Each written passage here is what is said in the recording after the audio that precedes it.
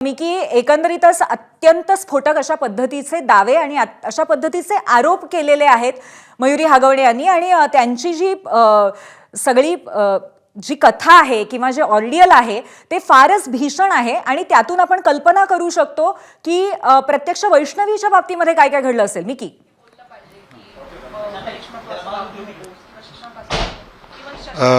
पूर्वी अगदी खरंय, जेव्हा आपण त्यांच्या घरी येऊन त्यांची ही सगळी कहाणी ऐकतोय अक्षरशः धक्का देणारी आहे. एखादी मुलगी जेव्हा घरात लग्न करून आपल्या येते तेव्हा तिला मुलगीसारखं वागवलं असतं, ती आपल्या घराची लक्ष्मी असते. मात्र इथं सगळं उलटं दिसतंय. प्रचंड अन्याय अत्याचार केले जात होते.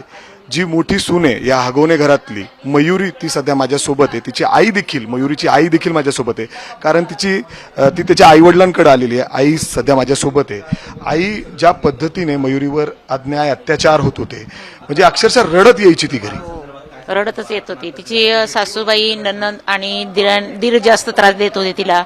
तिच्या मिस्टरांचं काही नव्हतं याच्यामध्ये, तिचे दीर आणि नंदचा जास्त त्रास असायचा तिला, त्यामुळे ती रडत आमच्याकडे यायची. मला तिने फोन केला की मी लगेच जायची आणि तिच्या सासूबाईंशी, दीरांशी, नंदशी माझं बोलणंही 2-3 वेळा झालं, पण ते काही तेवढ्यापुरतं आम्हाला कमी समजत होते ते. आणि त्यातून बी कसं आमची बाजू थोडीशी वीक असल्यामुळं ते जास्त आमच्यावर चढ जायला. एबीपी माझा, उघडा डोळे बघा नीट.